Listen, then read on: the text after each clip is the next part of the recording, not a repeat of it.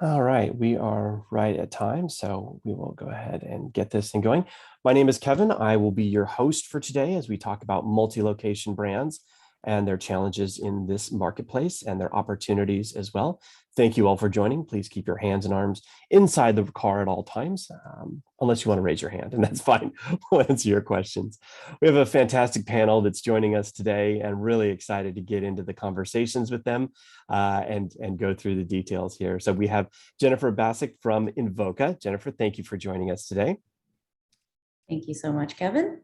We have Tom. Tom is the owner of Stratosphere Studio. Tom, thank you for joining us. Thank you. You want to tell us, sorry, let's back up to Jennifer. Tell us just a quick 30-second, Jennifer, on Invoca and what Invoca does.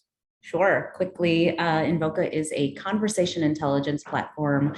So we cater to any organization who values the role of the inbound phone call from customers. And we analyze what is happening on those calls, what is the source of the calls, what marketing channels are driving the calls, anything you might want to do to understand what customers are calling about and what their needs are. Great. Tom, Stratosphere, why don't you give us the quick and dirty on Stratosphere? Sure. We are a automotive marketing company. We specialize with a lot in collision repair, but also in just general auto repair. And our specialty is our geofencing that we do through a brand of ours called Capture the Keys. All very important things for multi-location brands, for sure.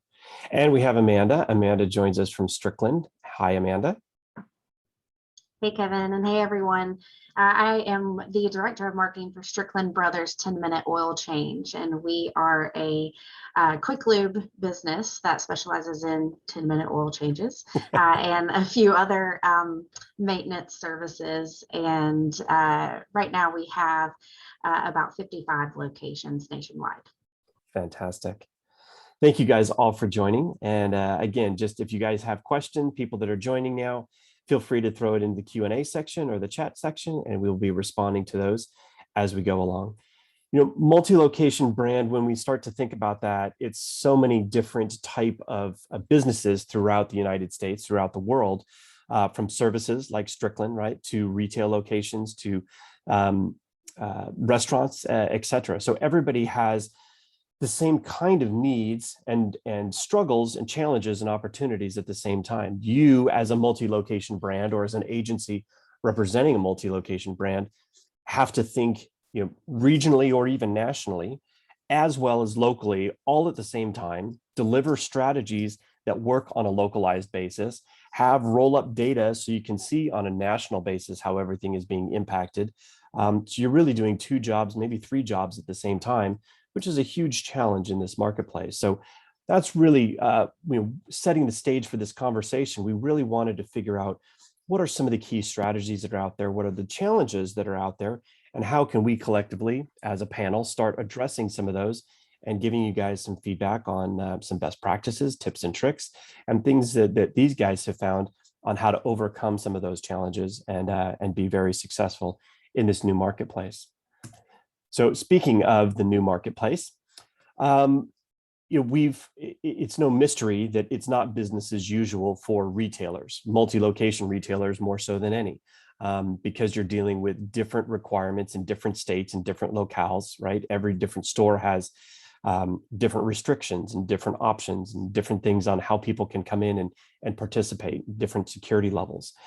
And then some stores now are dealing with supply chain issues. And how can you make sure that your shelves are stocked and have proper inventory, whether you're a service, as Tom will get into probably in a little bit, sharing about the automotive world, or a retail store, making sure you have proper inventory. So as we roll up our sleeves, maybe Jennifer, can you take a stab at what you see from some of the small businesses and multi-location businesses in terms of how their business looks here in 2021? Sure, happy to. I think what we have been observing over the last couple of years is a rethinking of the customer journey as it relates to the online and offline connection. So what used to be a very in-person experience of just kind of walking through a neighborhood and swinging by, driving near something and stopping in is no longer the case, just given the restrictions that you just laid out. It is more of a calculated and like a purposeful outreach that we're seeing consumers take, which is they call first, they might call for hours, they want to make an appointment to make sure they can get in, that either the product is there or the service can be fulfilled. So there's just more like intentionality in terms of the outreach that they make. And that all from a marketing perspective plays heavily into what are they tracking in terms of behaviors and activities. So it introduces a whole slew of new tracking and new analytics that previously weren't maybe on their radar. But you can just imagine, once that's available to you, or once that you are seeing that visible data, what does it now spark for you next? What do we do from here? What do we change in terms of our messaging now that we know people are acting differently? Yeah. Yeah, for sure. And that's the intentionality is something that's very interesting, because we used to have people just browsing through stores, and now they're intentional about what they're going out to do. They have destinations in mind. They have ideas in mind about what they want to buy. That's very interesting insight. Tom, you had mentioned several different aspects of the new business in the new normal, right? That you're dealing with from an automotive standpoint. I think that bleeds over into some of the other aspects. Can you give us kind of your vision on where some of these multi-location brands are today? Yeah, our clients are suffering from two problems right now. It's staffing shortages and part shortages. So when COVID hit, all the factories shut down, and that included the parts suppliers. So forget even the whole thing with the shipping containers and all that stuff, but just the parts just stopped being made for a while. So, and then people stopped driving, but now they're driving a lot more. They're driving different patterns. And so accidents are happening differently. There's actually, for the first time, the fatality rate has risen. Severity has gone way up. So the parts that are getting hit, their cars are needing a lot more parts too. So what our customers are doing is, well, first of all, they're booking way out, like months out. And the second thing is, if it's a non-critical part, they'll actually send the car out without, like, let's say it's for collision repair, it's a piece of trim or, a bezel or something like that. They're just going to finish the car and send it on the road with an IOU that maybe 6 months from now. And, they owe them the part, but it's just, you can't get it. And so rather than it sit in, our customers' lots, their customer can at least use the vehicle. So I think that part shortage, though, that will fix itself after a while, but the labor shortage, no pun intended. Yeah. But the labor shortage, that's the one that might not fix itself. There's a lot of people that are leaving the industry. I mean, look at how many people have. It's like 10 million Americans. Last time I saw, there's 4.3 left in the last month or something. 10 million are technically unemployed. So, with collision repairs, especially, the average age of a technician is in their mid 40s. So there's not this group of people coming in behind them. So they're really struggling with that. And so one of the things that we're doing is actually using geofencing for recruiting to get the messaging out there that, because they rely on a lot on word of mouth and referrals. So we're using geofencing actually to get their job openings out to more people. That's really interesting, because I think you drive by just about any strip mall or any retail center, and you'll see help wanted signs everywhere. Yeah. And everybody is feeling that pinch, and using some strategies not only to help recruit customers, but recruit employees. That's really interesting. I think we'll dig into that a little bit later. Yeah, I was gonna say, I think it's a new challenge for at least my industry. They haven't been impacted this hard with that, so before. Yeah, and that's kind of an interesting bleed between HR that does the traditional hiring stuff and marketing. And now marketing may be tasked with helping HR be a lot more strategic about how they go and recruit people. Yeah, that's what we're being asked the most to do right now, is help them hire, help market for hires. So interesting. On that, I am going to ask a unslated question, but you brought it up. Are you finding that the requests are coming from HR to marketing and then to you, or what is the flow path of those requests on the brands that you're dealing with? Our customers don't really have HR departments. Our average, So if you take all of our clients divided by the number of locations they have, it's about 2. So they don't really have, they're not big enough to really need full HR departments. It's coming from the owners themselves. They're just desperate for help, you know. The volume is kicked up higher than it's been before. And then, you know, there's just people that are leaving. You know, they're going to some of the bigger chains because they're able to offer them a little bit more money. And so they can't fight with that. So they have to kind of tell the story of a better culture, better treatment, better flexibility, things like that is how they kind of market, you know, the fact that they're worthy of a candidate's attention. Interesting. It seems like that for agencies specifically, it creates kind of a unique additional business source within organizations to go after for that recruiting aspect of it, the marketing of the recruiting, the content creation around that as well. So very interesting piece you bring up. Thank you, Tom. The you know, Amanda, for the services that you guys provide, what are you guys seeing? You know, you're on the front lines of this thing, dealing with customers every day. What are some of the trends that you guys are seeing? We are seeing, just a lot of, kind of back to what Jennifer said, a lot of planning ahead. We get calls and inquiries through our website, and you know, even just coupon downloads way ahead of time, and a lot of inquiries about wanting to schedule an appointment, which I know is typically the way you go about getting an oil change, I think, in previous years, and we're trying to help people unlearn that a little bit, because you don't need an appointment to come get a 10-minute oil change. And so I think that we've really seen that especially so, and we've responded to that by making certain changes to our website and to the information that we provide there, just wanting to make sure that we're putting the right information in the right place for them to find quickly, so that they don't get frustrated before they even get to our store. Sure. And just managing those expectations of what they can expect when they get there, of how the service is performed, and what they do whenever they get there. They stay in their car at our facilities. They don't have to get out of their car. And so I think that at this time is a good thing, and reassures people a little bit more. I will say, to Tom's point, and being inside of that structure and working directly with our HR department and leaders, and our operations managers and our franchisees and store managers, absolutely hiring is one of marketing's focus right now. And will continue to be, definitely, beyond, you know, the basic job posts. It's getting really detailed on a local level, using signage more than ever to promote hiring, and completely revamping hiring bonuses, sign-on bonuses, and pay structure increases. And so that's kind of been across the board a collaborative effort from our team to remain and be an attractive business to work for.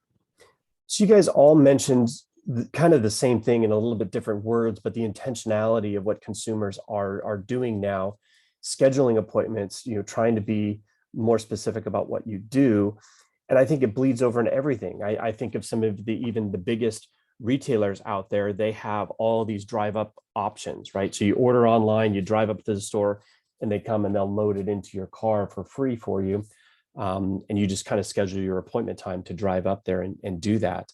I think that is kind of the next trend out there, is people getting online and scheduling things, even as simple as haircuts. It used to be just show up and get your haircut, at least for guys, right? For girls, you're obviously a little bit more intentional sometimes about those and pre-plan them.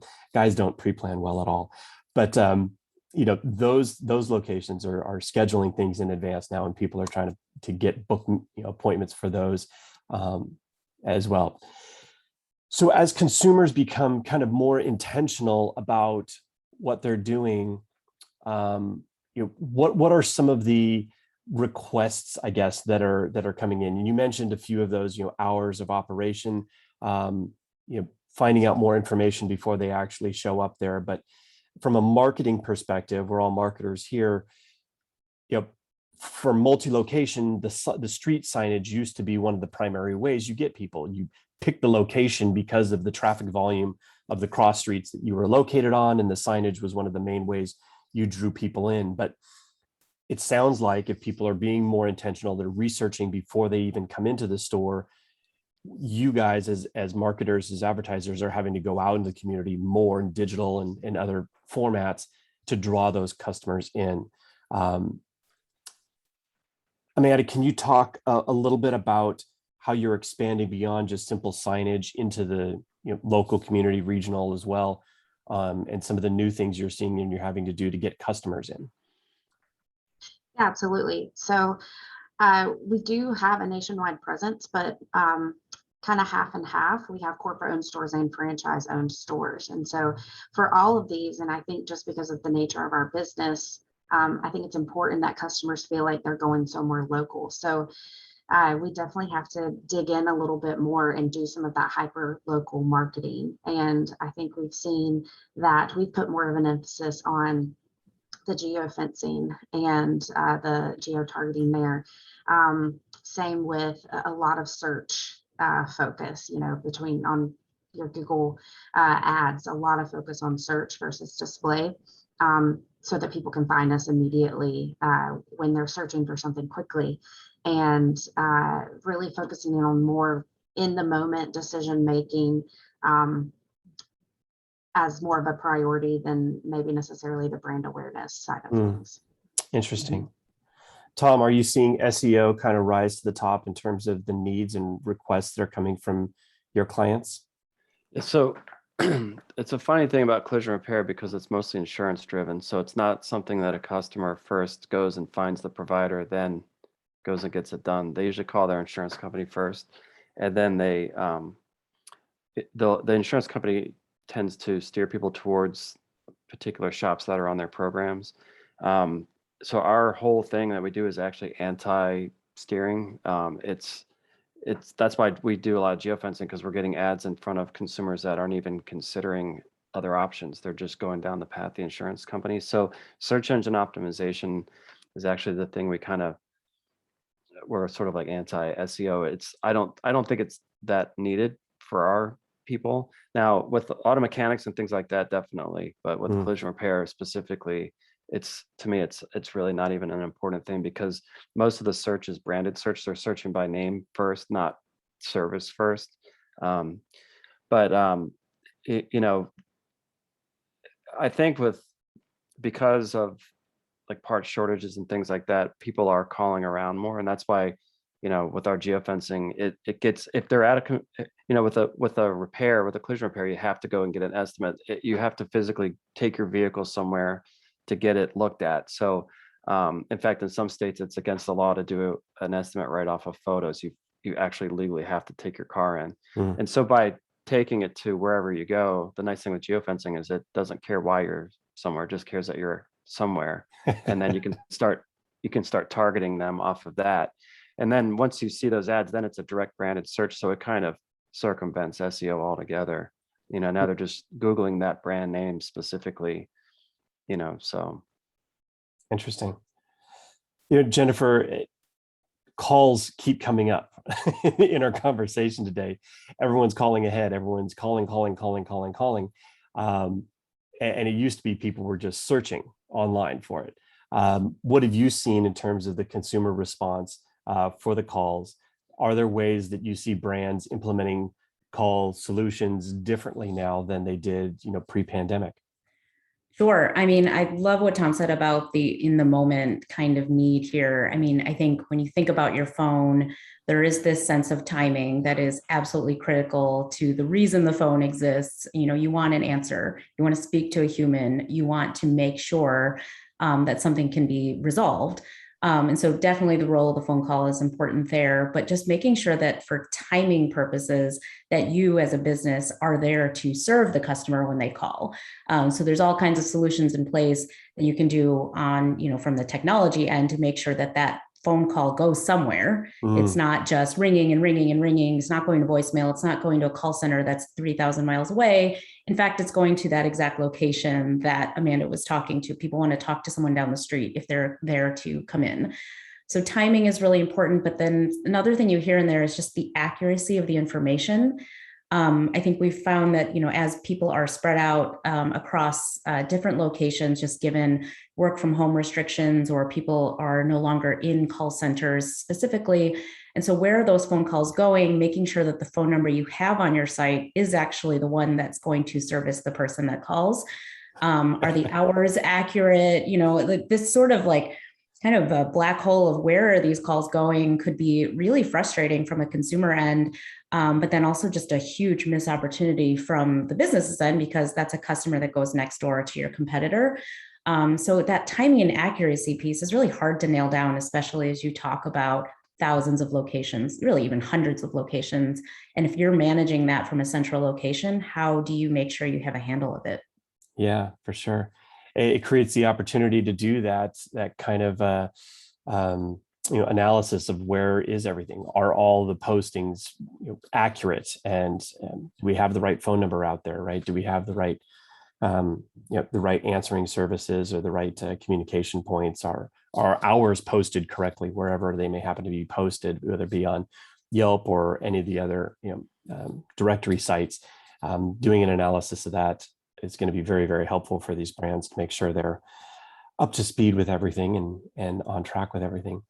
I think that calling is one of those unique things, because the phone is always with us. It's always the opportunity, and it's kind of that thing that, as digital marketers, in digital agencies, a lot of the agencies we deal with really focused on the digital side of it, and that phone call is kind of the least or the last option that people think about, because they think about people kind of connecting in different ways. But in this kind of mid-pandemic, post-pandemic, that is digital, right? Our phones are digital, and the ability to deal with those phone calls is digital also. So you can build strategies around that help you scale those, answer questions quickly and effectively for customers across a very wide range of locations, but then also narrow those questions and answers down to the local branches as well.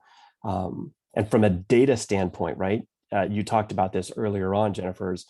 You can pull the data from the phone calls to help agencies, help brands make better decisions about how those phone calls are being routed, how they're being responded to, what are the questions being answered. So we're actually able to pull some analytic data out of those digital phone calls now, right? Right. Yeah. I mean, the way we look at it from our standpoint, if you think about your phone, which is the actual device that you're using to make contact, the phone number, the phone call, if you're using it, becomes kind of the inception of the customer record. Because once you make a call, I can either decide, are you new? Are you returning? Where are you in the journey? And kind of use that to unify all of your digital touch points in a way that it's really difficult to do otherwise. And so now, not only do I have what drove you there and all of the steps that I, as a marketer, have laid out for you to actually follow that journey, but now once you're talking to me, you're revealing so much more that I would have otherwise not known, either your frustration or your willingness to buy, or whatever the case may be. Like, I'm revealing things to you that are really hard to extract from surveys or from other listening techniques that are really rich in terms of insights. Excellent. We did have a question that came in that I think is timely for this part of the conversation. And Jennifer, more to you. How do you pull attribution models then from those calls? Because we can create this kind of digital construct around the calls. It seems like we should be able to pull that attribution then on conversions off of calls, et cetera, forward for the brands. Sure.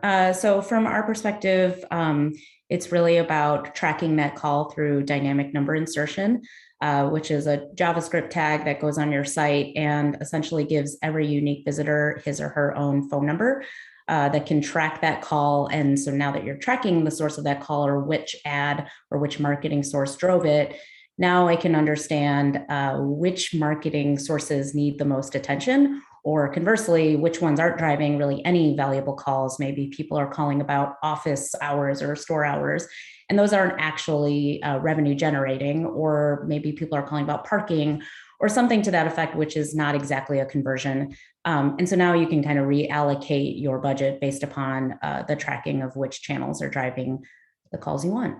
Sure. Sounds great.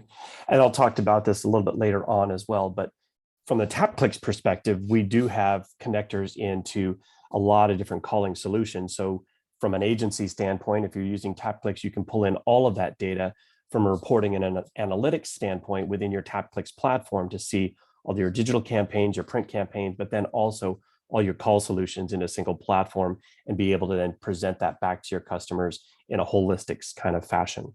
So we'll get into that a little bit later on when we talk about the reporting of stuff, but that's, I mean, so much to cover in such a short amount of time, but I really appreciate the insights that you guys are bringing there with kind of how we deal with consumers. As we continue to grow forward, we're looking at unique vehicles, unique different messagings, different things that we're coming forward with to bring consumers closer to us. So without giving away the secret sauce behind everything you guys do, we wanted us to take some time and talk about some of the growth strategies that you guys are seeing or are leveraging to move this forward. The other thing that people are concerned about, agencies and brands as well, is as we move towards a cookieless approach or a first-party data centric focus, how are you guys speaking to that with customers, your own customers, right? In Amanda's case, or Tom and your customers. So just kind of looking at that and how we grow with a cookieless environment and how we continue to grow with some of these different aspects. Amanda, I'm going to come back to you a little bit on that. What are some of the growth strategies that you see as being effective? Is it really speaking about the security of coming to your location? Is it convenience that you guys have been pitching for a long time? Is it cost savings? What are some of the keys that are bringing people into Strickland? Yeah, I think it's definitely still the convenience and the time. And, we talk a lot here about there's plenty of quick lube franchisers out there, but we talk a lot here about how we sell more than an oil change. It's kind of peace of mind. For sure. It is safety, it's security, it's checking something off your list that you wanted to get done. So that's definitely a way that we're trying to approach it moving forward, just taking it beyond this.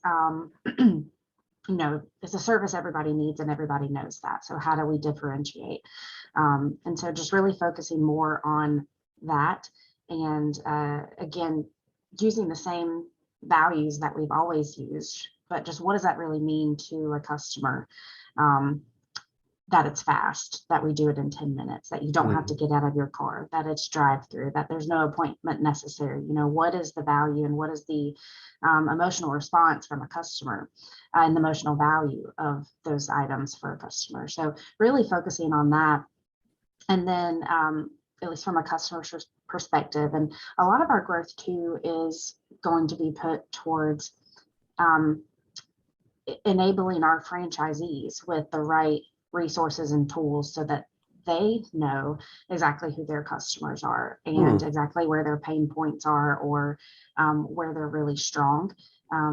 Whether that's using a kind of call tracking and call analysis stuff to reputation management information with Google reviews and measuring all of that, NPS scores, things like that. Of course. But then also looking at combining that with actual promotional data and invoices and what are the ticket values and the ticket averages and what promotions are being used, because really you need to consider everything all together, and that's why we are using TapClicks, is to bring all of that together, and that's something that we are rolling out for our franchisees, and it has been very well responded to so far, because before now we've had so many different data sources and it's been very siloed, and we're pulling together really key data, not just only from a numbers and a performance perspective, but also those customer insights and emotional qualities to it. Yeah, that's great. One thing that I tend to see more often is the word touchless services. to give people that sense of confidence, regardless of where their position is, but that separation, that social distancing, however that plays out within your location, gives people that extra level of confidence. Staying in your car with your service gives them that level of confidence that they're going to have a clean, secure environment, that they don't have to worry about. Right? You're trying to eliminate that worry.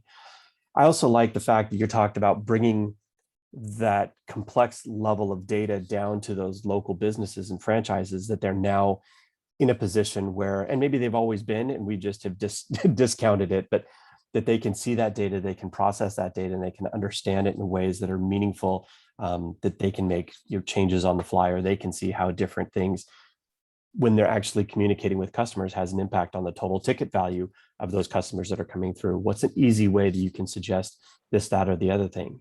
And those small changes have a big impact on revenue. Yeah, absolutely. And sure, I think the ability for them to look that deep has always been there.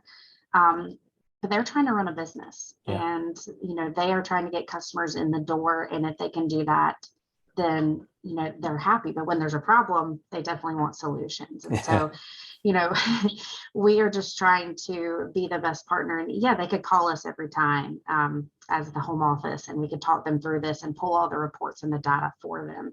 But we want to enable them to do the same on their own, because they're excited. And it's their local business. They might have one, they might have 15 in their area. It just depends. But I think, and even with our POS system, there's plenty of reporting available to them to look at invoices, and then they could go to our reputation management system. But that's what I'm saying, it's all siloed. They don't have time to do that. Right. And so bringing it all together in one platform, not to mention beautiful graphs and charts and custom dashboards, that just makes it so much easier for them to pop in at the end of their day and kind of see where they're at with things. Yeah, that's the interesting part, right? So a lot of these multi-location businesses are small businesses in and of themselves, and they work all through the day. And at 5 o'clock or whenever they close the doors, then they have time to start looking at some of that stuff. But then the support's not there, right? The home office, what they would go to for support, is closed. And so they have to wait till the next day to get the stuff. Now you're pushing it to them in a real-time environment where they can do it themselves any time of the day or night, whenever they see fit to do it. I think that's critical for people who are kind of burning the candle at both ends a little bit, as most small businesses are. Tom, what are, with some of the supply chain stuff that you talked about, what are some of the growth strategies that are out there for your, for the industry that you guys are dealing with? Yeah, so actually, we just built a SaaS product, and just before we were getting ready to launch it, one of the national paint suppliers asked me a question that made me realize that we need to add one more feature before we launch it. So, and it deals with supply chain issues. So and it kind of ties a little bit back to your about the phones. So texting is actually becoming kind of a big thing. And even though you can't get your car estimated with photos, like a full estimate, you can still kind of start a conversation with photos. So we actually have a software that we build that will allow you to text photos to the shop. It kind of walks you through the steps that you need to take, like getting the VIN number and the photos. And then once you're in this database as a lead, if the customer comes in, they write an estimate, we're going to put a thing in there where it'll track the parts that they need, and it'll update the customer automatically that, let's say they need 3 parts. First part, and every day they're going through with a call sheet, their parts guys, going through the call sheet. And then all of a sudden a part becomes available, they purchase it, they click purchase on this software, and it will send the customer a notification that, we've got 30% of the parts, 60% of the parts, 90% of the parts. So they're being communicated with as they're on this wait list. So that is becoming kind of like a future tech thing where it becomes if you're fixing a lot of cars, it's hard to keep track of, who needs this and all that stuff. So this will automate that for them. And that was kind of by request. I think that is probably going to be at least a solution to our industry about how to keep people informed. I think if a customer keeps hearing from you, they know that there's a wait for some of these things. They're somewhat understanding of that. As long as the car is drivable or they're in a rental, as long as their transportation isn't taken from them, they're okay with it because it is what it is. But I think if you can, keep communicating with that customer along the way, hey, we're working on this. We're, just letting you know we're getting closer and closer to being able to fix your vehicle. I think that's going to help a lot. So I don't know if that fully answers your question or Yeah, not. no, But that's great. Jennifer, are you seeing text to call to text as kind of increasing in its popularity, as Tom mentioned, as Amanda mentioned?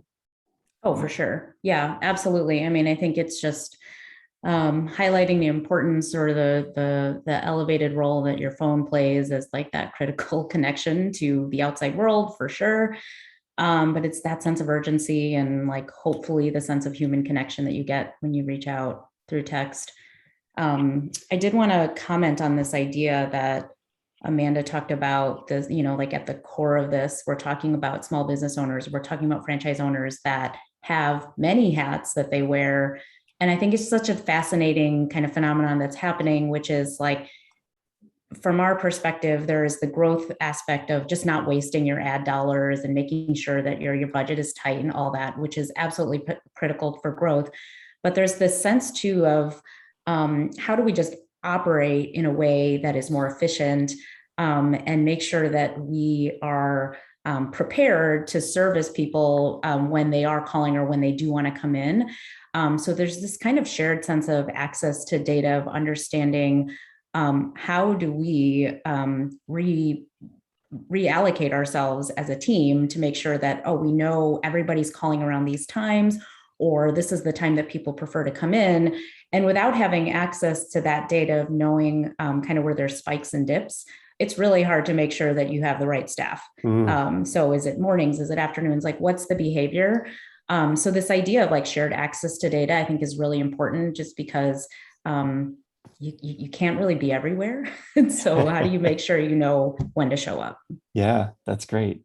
And actually leads us to our last topic is, so much data, so little time. And we talked about all the different strategies, and Amanda was very clear on the siloed nature of the data that's coming in and trying to consolidate that so it's in a single view and a single look. So many of these multi-location businesses are time restricted and limited, whether you're a property management company dealing with all the problems of the day-to-day, and then also needing to look at the data, or you're a retail location or a services location. There's so much data. So how are you guys, Amanda kind of hinted at she's consolidating all of those through TapClicks, which is awesome. We'll pay you later, Amanda, for that plug. It sounds like the local businesses are interested in the data. They want to see more what's going on. They want to get more involved in that aspect of it and understand where their business is coming from. Is that what we're seeing? And are there easy ways to consolidate that information and present it to them in a way that's easily digestible? Tom, maybe we'll go to you on that, on presenting some of that information to them. Absolutely, yes. So I can tell you how we do it. So this is the reason why we went to TapClicks, because we've tried a couple other resources, and we string so many different things together. Geofencing, we do call tracking, we Google My Business, all that kind of stuff. We needed one single solution that could tie the numbers together, and then what we do is we send an automated report with a little write-up every 2 weeks, and then we do either a one-on-one call like this, or we'll do a video walkthrough. And the video walkthroughs are the response is great. I mean, shops love hearing and hearing us go through their numbers. And I think I think they're used to a lot of people just sending them a report saying, here's your numbers, take a look or whatever. And we actually walk them through and we paint the picture of like, this is why this is here, and this is, these people came here, and then this and this, and just explain what it all means, because our customers are not marketers. That's why we're here for them. So, right. So that kind of using technology to kind of be there when you can't be there. I mean, booking all those calls all the time would be nearly impossible, especially now with everybody, with our customers being as busy as they are, but they will make time to watch those we just shoot a quick Loom video, go through it, 5 minutes, it's done, send it off Mhm. to them. Any questions, call us. And that's been, the positively received by our customers. Yeah, Amanda, as you guys are consolidating the data, are you finding the push of the data to the franchisees and the local stores is the best, or are they wanting to pull the data themselves? Meaning, are you sending automated reports to them, or are they logging in themselves whenever it's convenient? There we go. Sorry about that. It's definitely set up for them to go in and pull the data themselves. That was one reason why we liked the ability to create those dashboards with some guardrails, and so that they could log in and look at and kind of play around with things whenever they wanted to. We do have structured review periods for certain things like that, but they know that they can log in at any time and kind of look at that data. And I think I do just want to say that when I first started working with TapClicks, I came into it with this is going to be great for marketing data. And after working in it and onboarding and seeing what we can do with the marketing data, it has now become more, this can also be operational data, and this can also be training data, but definitely operations, just because so much of what we do, for example, we've talked a lot about knowing when our busiest times are and how to schedule our labor and stuff like that is very important to what we do. And being able to build out those reports as well and those dashboards by pulling information we're already getting, from our other systems has really been great for our operations team. Excellent. Excellent. Jennifer, anything you wanted to add on top of that? Yeah, I think this whole notion of like best practice sharing is absolutely the theme, or like the mindset that everyone's kind of embracing now, and making sure that they can just simplify the process of analyzing the data, I think is absolutely to the core of like why they want it, or what their objectives are. In our world, it is in this idea that there are hundreds of calls. Not all of them are good. Not all of them are worthy of my attention as a marketer, as an ops person. But how do I use automation? How do I use AI to kind of simplify and pinpoint exactly what needs my attention? Either a call back or a coaching or a training session, or just simply making sure that those calls are routed differently. There's a lot to learn there, but I don't need to listen to every call. Yeah. So how can technology help to simplify that process? That's great. That's great. Thank you for all of that. One of the things that TapClicks does as a shameless plug at the end is consolidate all that data into single views for customers. And we've got a bunch of questions that kind of came in on what does the output of that look like? What are we doing? So we have the ability to create static reports that go out. And I think you guys had talked about some of the push, Tom, pushing those reports down to your clients, as well as the interactive dashboards that allow you to customize what you're putting in there, the custom metrics that you guys are building, things that are unique and specific. They're differentiators for you as agencies and for brands in the unique way that you're approaching the business. You can put all of that uniqueness into those dashboards, those metrics that are unique and specific to your business, your vertical, your channel, things that you want to look at that are different than anybody else that wants to look at. It's not a cookie cutter format. It creates this really customizable, rich detail of the data and being able to expose that. And whether you want to send it out to GDS from that point, Google Data Studios, and then bring it back into there, whether you want to transform the data, we can do that in the platform as well. So we have the ability not only just to pull in the data from any source, present the data in whatever way you want to present the data, from automated reports or through dashboards, but also then manipulate the data once it's in the system. Because we're pulling it all together, you can start to show metrics and correlations between your print advertising and your call tracking and your digital advertising and your SEO. And for brands and for everybody to bring all of that together in a single view is so, so powerful, especially with all the data that's out there. Being able to tell that story really is a differentiator for you guys as agencies who are listening, but also for brands to be able to expose that level of data and detail that may be hidden or buried beneath the surface of all the other data that's coming in. So really encourage you guys to check that out and take advantage of that. If you do have other questions on that, we have a free trial. You can go onto our site and free trial that, or talk to any one of our experienced experts, and they can kind of walk you through the details of how that looks. So I think that would take us right to the end here. If anybody has any other questions, let me just take one last look through the questions here. I think we covered off on most of the questions that came in, but if you guys have any other questions for the team here, we can cover it now if you want to throw those into the chat. Otherwise, we will, all the contact information will be in the email, the Leave Behind email that you guys will receive after this. So if you have questions for Jennifer or Tom or Amanda, feel free to reach out to them. I think their LinkedIn contacts will be in there. They'll be happy to answer specific questions or unique questions you guys may have. You can feel free to reach out to me as well, or anybody here at TapClicks. We'd be happy to answer your questions. So everybody on the panel, thank you guys so much for all the insight today. It was really, really informative.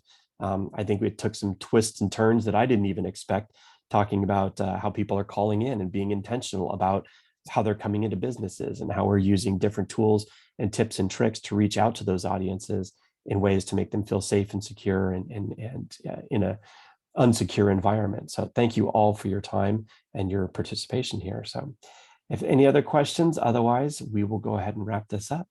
Thank you guys all for joining. Really appreciated it. We'll talk to you all next time. Bye. Thanks, everyone. Thanks.